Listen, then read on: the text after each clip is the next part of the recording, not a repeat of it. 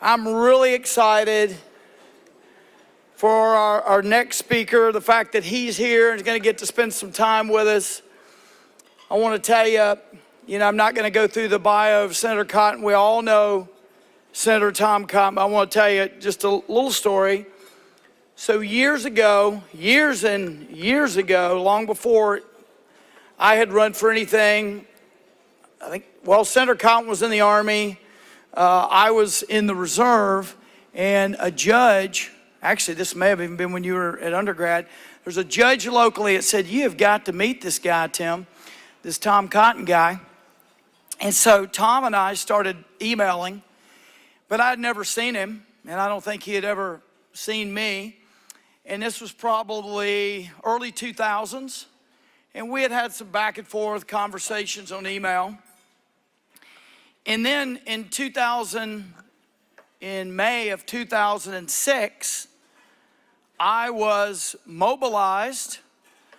I'm an Army reservist. I was mobilized to Fort Campbell, Kentucky, and I was getting ready to go to Iraq.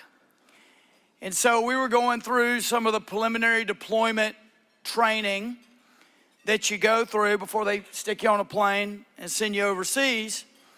And we were in these relatively small groups. And I remember one day we had a hurry up and wait moment, which is pretty common in the Army. And we were all standing around, and they said, "Well, we're going to go around the room and we're going to just tell where you're from and your name," that sort of thing. I guess they were just looking for a way to burn time. And this guy who stood up said he was said his name, couldn't really hear it, too many hair bands in the 80s for me. Couldn't really hear his name, couldn't really hear the city. But I heard Arkansas, and I said, "Hey, there's somebody from Arkansas in here on the other side of the room." So I walked over to him and I said, "Hey, I'm Tim Griffin, I'm from Arkansas." And lo and behold, it was Tom Cotton. Tom Cotton was with the 101st, Captain Cotton, I believe at the time, was with the 101st Airborne Division. And that was a unit I was going to Iraq with. And that was the first time I'd ever seen him, even though I'd communicated with him. And years later, I was really happy when he decided not to run against me for Congress. That was I remember where I was when he told me that he was not going to do that. And I am so proud to call him my senator. You know his bio, incredibly gifted and an incredible service in the military, overseas, in harm's way, in the infantry. And he has made service in his life. He's intertwined service into his life. And I'm just so proud to call him a friend and my senator. Please welcome Senator Tom Cotton. Thank you. Thank you, Tim, for the kind introduction, and thank you all for the warm welcome. Yeah, it's been a long time since those Fort Campbell days, almost 20 years ago. Back in our carefree days, when we were young men, it's one thing to be prepared to getting trained and go into combat. That's one kind of stress. But then you get older and you get married and you have kids, and that's an entirely different kind of stress. But it's been great to watch Tim as he's moved into Congress, where he was a good friend and mentor of mine, and then served our state ably for 8 years, lieutenant governor, and now has done a great job in these first couple years as our Attorney General. So Tim, thanks very much for your friendship, and thanks for organizing this important summit, inviting me to speak. It's great to be with so many local, state, and technology leaders from across Arkansas and to discuss an issue that is absolutely vital to our defense and to the prosperity of our state and our nation.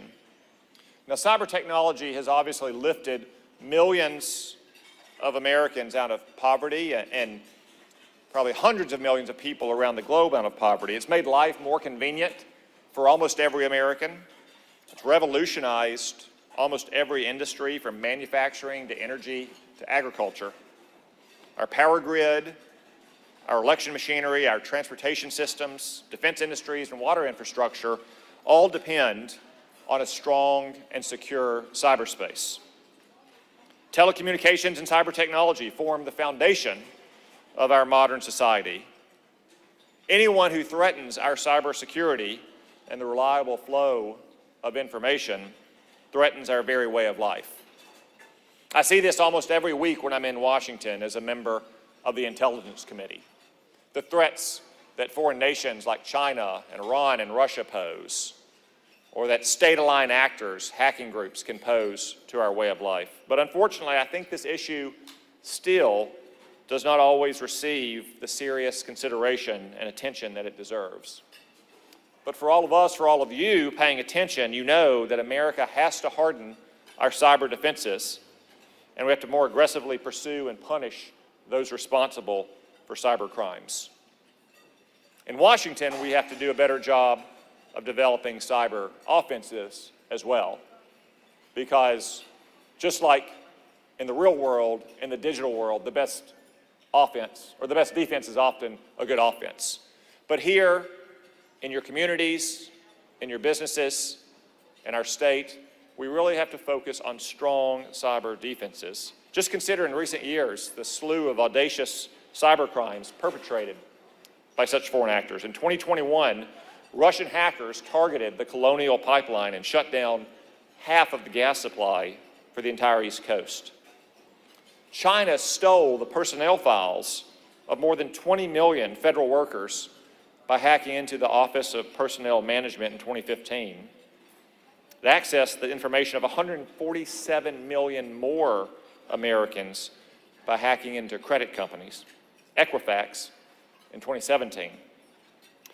Just in the last few weeks, the Islamic Republic of Iran has hacked into President Trump's campaign and apparently shared the information with the Biden campaign and members of the media in an attempt to influence our election.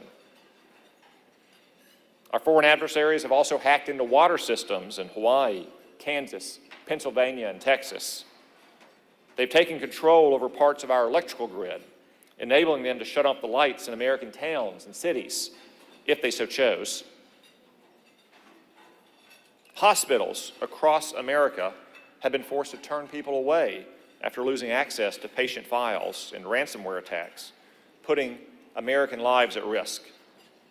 Just this year, our own hospitals here in Arkansas were thrown into chaos for weeks by the Black Hat hack into the United Health Group system. The Black Hat hack proved that cyber attacks are not some distant danger to our state. In fact, cyber attacks affect Arkansas almost every single day. In a single 12-month period, cyber criminals attacked Arkansas state and local governments at least 130 times. One attack stopped 72 of our 75 counties from transacting normal business for several days. So the affected counties couldn't, for instance, collect taxes. With fairness, I'm not sure many Arkansans seem to mind about that. But they also couldn't approve deeds or register vehicles, which was greeted with considerably less enthusiasm. In another attack, the school system right here in Little Rock was the victim of a ransomware hack that cost the city $250,000. Cyber attacks are unfortunately even more common and devastating for our businesses. According to one estimate, half of all small businesses fall victim to cyber attacks, and 60% of the victims then go out of business. Even large companies that can spend a lot on cyber defenses can see, if those defenses fail, years of research and development investments wasted when hackers breach their systems and take for nothing what it took them a fortune to invent. American companies have lost trillions of dollars to Chinese intellectual property theft alone, much of it done through cyber attacks. American agriculture is also not exempt. Now, for some people in Washington who aren't familiar with modern farming and ranching, they may think that it's purely manual labor. But obviously, those of us here know that that's not right. Our farmers are highly sophisticated, and American agriculture is among the most sophisticated and advanced in the world. This has many obvious benefits to our production, but also it unfortunately makes our farmers also vulnerable to hacks and ransomware attacks. A single cyber attack, for instance, closed over 1/5 of all American beef and pork processing plants for several days. Other attacks delayed tractor sales, interrupted harvests, and disrupted seed and fertilizer supply. Unfortunately, because of those misperceptions, I think Washington doesn't pay enough attention sometimes to the threat to this vital Arkansas industry. That's why I've introduced bipartisan legislation to require the Department of Agriculture to conduct thorough and recurring investigations into the cyber threats faced by our farmers, ranchers, and the agriculture industry more broadly.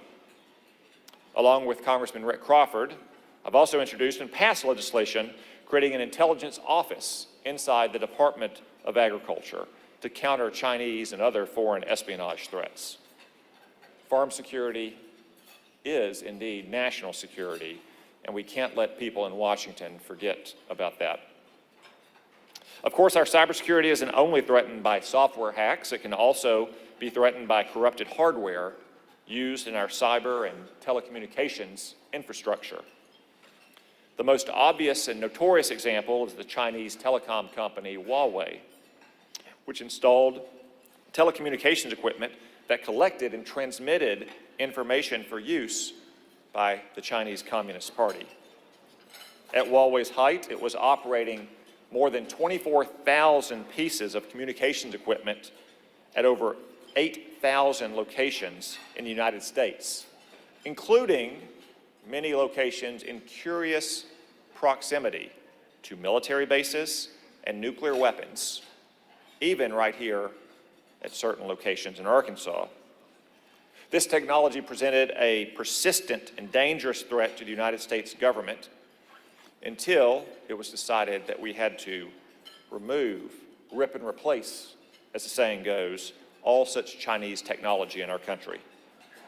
But it's not just the notorious example of Huawei. Nearly 1/3 of U.S. imported electronics come from China, including nearly all Apple products, all those iPhones in your pockets right now. And last year, there was a 41% increase in the number of Chinese-manufactured internet-connected devices on U.S. corporate networks. Now, this presents some obvious vulnerabilities. As we learn from the recent pager attack in Lebanon, the national security threat could be much worse. Someone was able to plant explosive devices in thousands of beepers that went into the hands of Hezbollah terrorists. And if someone could reach into Hezbollah's pager and walkie-talkie procurement system, just think what China could do on devices manufactured in its own country, in its own state-owned and state-sponsored businesses. What could they be covertly placing in electronics sent to America? Now, I'm not telling you that you need to put your iPhone on the table and quickly walk away from it.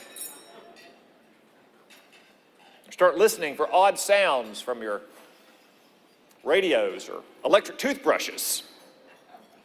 But I am saying that we need to be more vigilant in America about the sources of our supply chain, especially in critical infrastructure, and most especially our military hardware. We need to strategically decouple our economy from China, especially in electronics and other advanced technology. America is home, after all, to the best engineers, designers, and workers in the world. There's really no reason we shouldn't be able to produce the electronics of the future right here in our country, right here in Arkansas. And if we can't make it here, we could at least find places that aren't declared adversaries of the United States to get critical supplies or manufactured goods from. Friendly nations like South Korea or Japan or other European partners. Anywhere that doesn't hate us and want to replace us as the world's dominant superpower. Also, in our daily lives, every citizen and every company should invest in more, better, and more sophisticated cyber defenses. We need to improve basic things like using more sophisticated passwords and better training for employees to be vigilant against malicious attempts to infiltrate corporate systems and steal from American companies. I know many of you who work in the industry are often amazed at the missteps or the oversights that employees in your organization might make that have exposed your systems, vulnerabilities, or maybe even brought them down.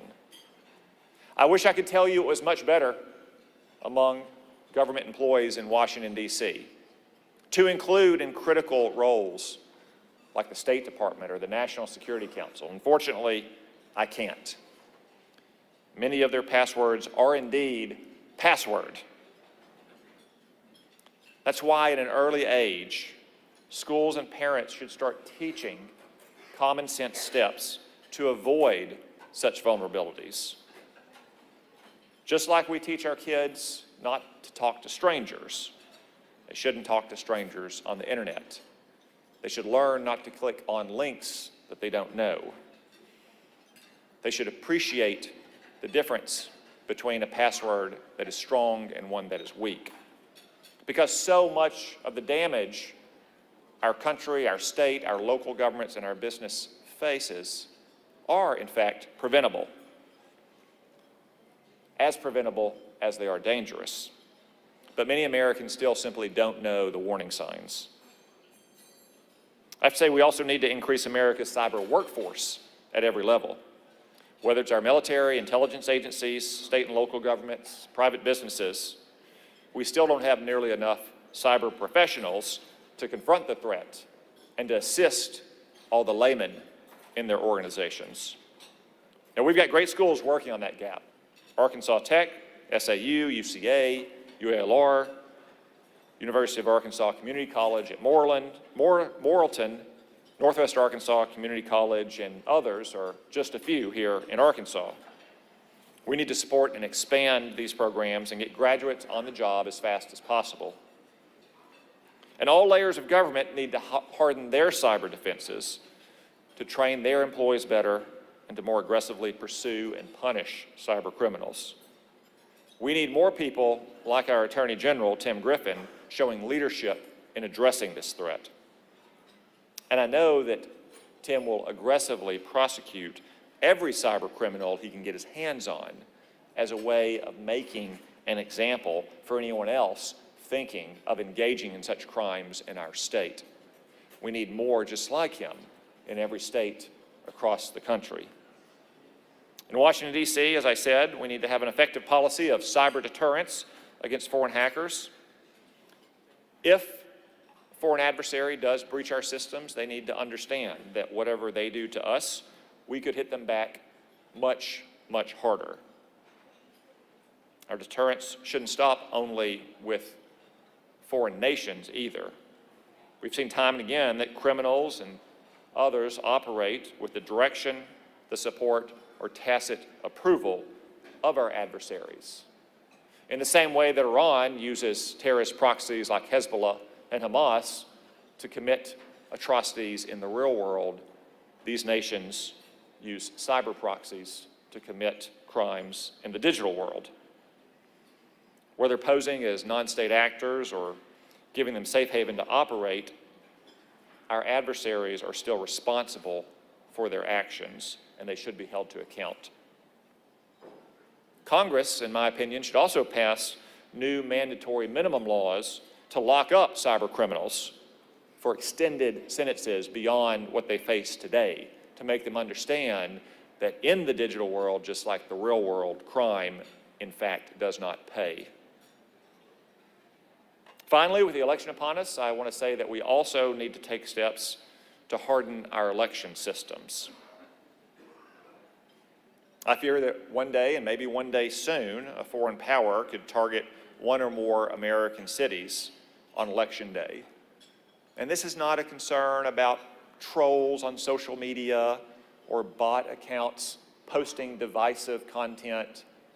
I think we can all agree that Americans do more than enough posting divisive content on our own. This is about the heart of our democracy: erasing voter registration rolls, deleting vote counts, maybe turning off the electricity in a major American city on election day. These are all steps that a foreign adversary could take that would throw the very heart of our democracy into chaos. It's a threat that's genuine and that needs to be appreciated and taken seriously. Because at root, whether it's our elections, our military, our businesses, our schools, the first job, the fundamental job of government at every level, Washington, Little Rock, and in our states, is to protect our people, to protect their livelihoods, and to protect their way of life. That's why I'm so pleased to join you today and so grateful that Tim brought all of you together, because cybersecurity genuinely is national security. Thank you all. God bless you. God bless the United States of America.